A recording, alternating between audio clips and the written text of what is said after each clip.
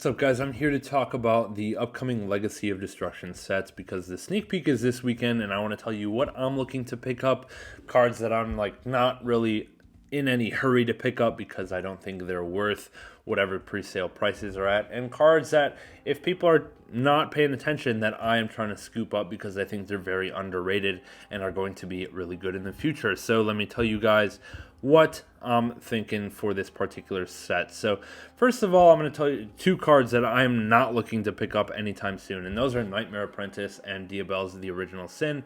I am a Chimera Fusion player. I have the deck, I dabble in it, but I don't think these cards are as good as people expect for the deck, and I don't plan to pick them up at pre-sale prices. I do think that one day I will want them, and I think I'll get them later on, but these cards are very hyped, and I really don't think they bring very much to the deck as it is. Nightmare Apprentice basically purely adds consistency to the deck as it is now, and the deck is already very consistent. People are replacing Branded Fusion for this card. This card is not as good as Branded Fusion by any means, and I think this card is a little bit overhyped.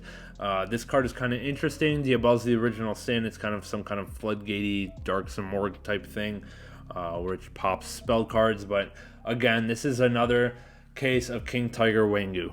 Right, this is another case of, if we open up all the right stuff, we can set up a King Tiger Wangu and floodgate out our opponent, but that never picks up. That's only ever a side deck choice. This card is absolutely useless going second, unless you're playing specifically against Sinful Spoils decks, and hey, I guess you can special summon it as an extender, and that's cool, but against the other matchups, it's kind of just a brick. So I definitely plan on avoiding these for now. I think I'm going to get them later, but for now, it's going to be a no-go. Now let me tell you a few things I'm a little bit more excited for. First of all, I'll start with the Ashen cards. I already have a video reviewing these cards. I don't know if it's out yet. Maybe this one's out first. But I'm about to talk through the new Ashen cards in a video. I'm going to pick them up. I don't think they're good. I'm on a little bit of copium. I think they're okay, and I'm going to scoop them up anyway because they are really cool looking. I plan on putting some kind of Ashen build together just for fun and letting that rip. But otherwise, yeah, I'm going to pick them all up. They're all super rares or commons except for the big Vados guy, which is an ultra rare. I only need 2 copies of that. I'm going to try to find them both at the sneak, and then I'll just be done with picking those cards up. Another archetype that I'm looking to pick up that I think is going to be a little bit under the radar is going to be Reica. I think this card is kind of just low-key right now. Nobody's looking at it because everyone is obsessing over Tenpai Dragons, and I think this deck is only on its first wave of support and will get some pretty neat stuff in the future. And this is just one of those Tri-Brigade style decks where you can actually just fit it in with other archetypes, right? It will fit in with anything plant, insect, or reptile, and I think there's a lot of potential for this deck to actually go off. If you've read the cards, they're just a link climbing bonanza. They just go super plus. This spell card is a really cool searcher, and it's the only, I think this is a secret rare, and I think one of the links is also maybe a secret rare. I know one's like an ultra rare, but anyways, I'm going to pick up as many of these Reica cards as I can and just hold the deck for later because I think it's going to be a cool option down the line. And it just seems like one of those cool innovation style decks where you can really play it how you want, and at least in the future it will be like that. And right now, under the radar, probably undervalued. People are not really going to want to be playing this. They'll be looking forward to Tenpai or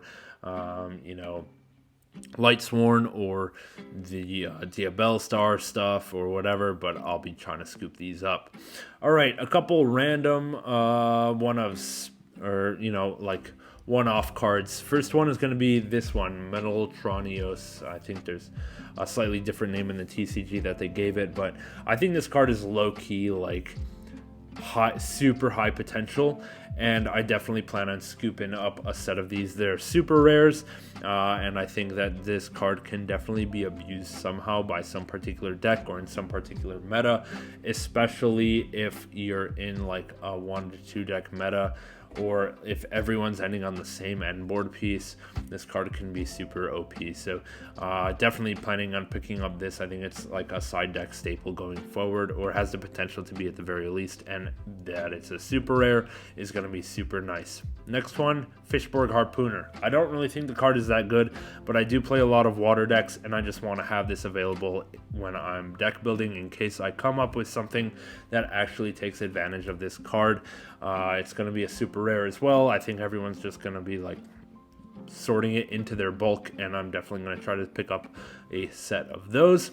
Next one is going to be Blink Out. I think this is a common, but it's an interesting card. So, you know, because it's common, I'll try to scoop up a set. It's generic, it does something weird, and that's the kind of card that I like to have on hand just in case. And then one more card.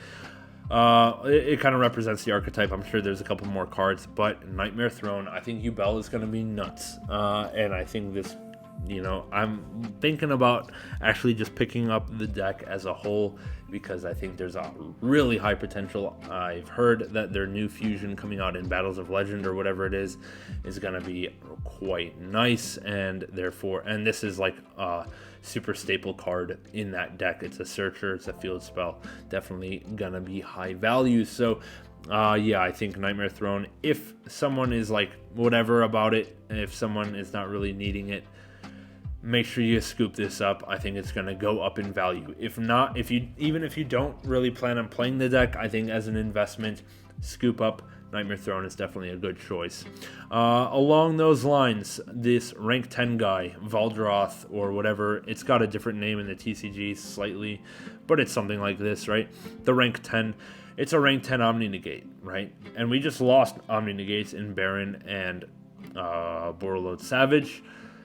And rank 10 is going to be, you know, one day could be super relevant. First of all, Yubel is all level 10, so they're going to make this, and they're going to want copies of this card.